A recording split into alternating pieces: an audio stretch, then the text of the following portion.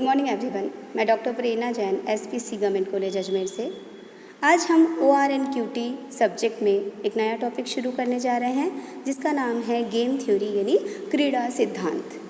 जब हम डिसीजंस लेने की बात करते हैं तो कई बार डिसीजंस ऐसे सर्कमस्टांसेज में लिए जाते हैं जब डिसीजन पर इफ़ेक्ट डालने वाले सभी कारकों का सभी फैक्टर्स का हमें नॉलेज होता है, ज्ञान होता है। लेकिन जब बिज़नेस की बात करते हैं तो व्यावसायिक जगत में बहुत बार डिसीजंस जो लिए जाते हैं वो ऐसे सर्कमस्टांसेज में लिए जाते हैं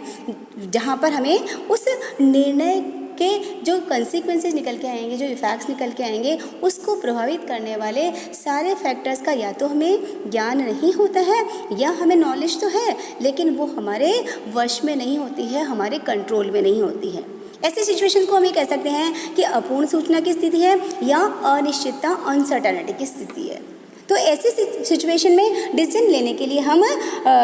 बहुत सारी स्टैटिस्टिकल टूल्स हैं जिसको यूज़ कर सकते हैं। लेकिन अब यहाँ पर हम नया टॉपिक पढ़ने जा रहे हैं कि कई बार जब निर्णय लिए जाते हैं तो उसके परिणाम को प्रभाव करने के लिए जो डिसीजन मेकर है उसका प्लस उसने जो इंटेलिजेंटली जो कॉम्पिटिटिव सिचुएशन में से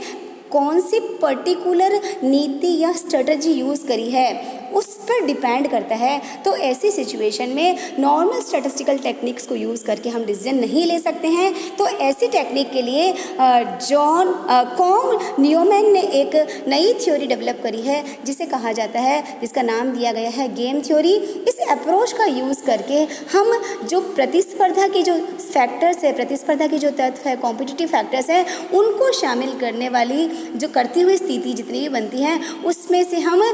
बेस्ट मैक्सिमम आउटपुट देने वाली सिचुएशन को निकाल के लेके आ सकते हैं।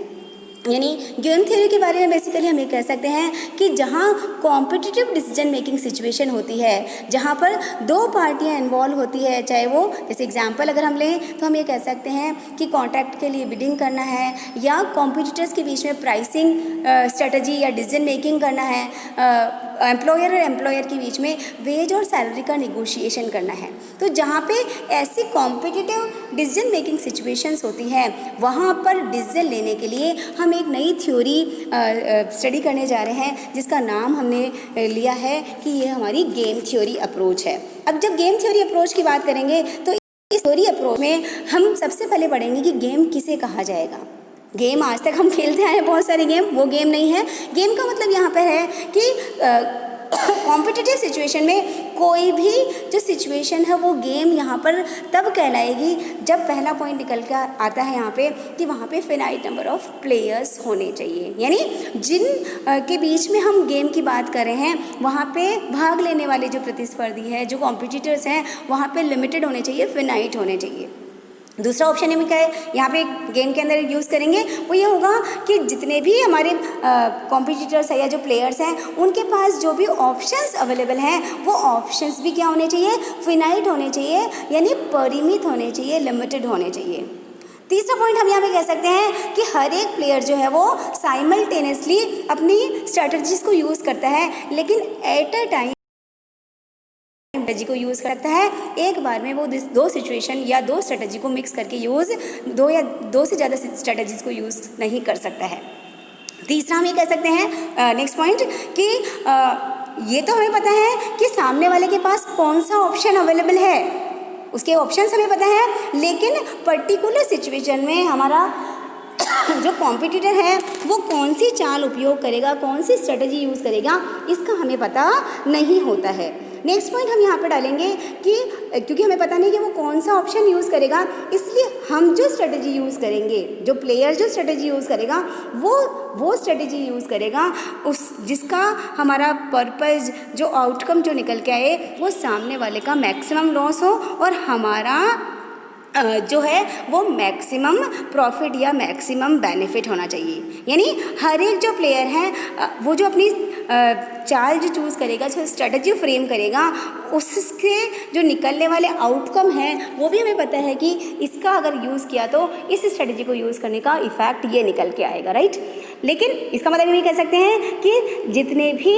पॉसिबल आउटकम हैं, गेम थ्योरी में ये एक तरह से जंक्शन भी मान के चल सकते हैं, आगे आप पढ़ेंगे तो यहाँ पे हम कह सकते हैं कि जितने भी पॉसिबल आउटकम्स हैं उनका हम कैलकुलेशन कर सकते हैं। और एक पॉइंट और हमें यहाँ ध्यान रखना पड़ेगा कि गेम थ्योरी में सारे के सारे जितने भी प्लेयर्स होते हैं उन सभी को ये माना जाता है कि वो सभी क्या हैं, समान रूप से बुद्धिमान है, और जो स्ट्रेटजी वो यूज़ करेंगे वो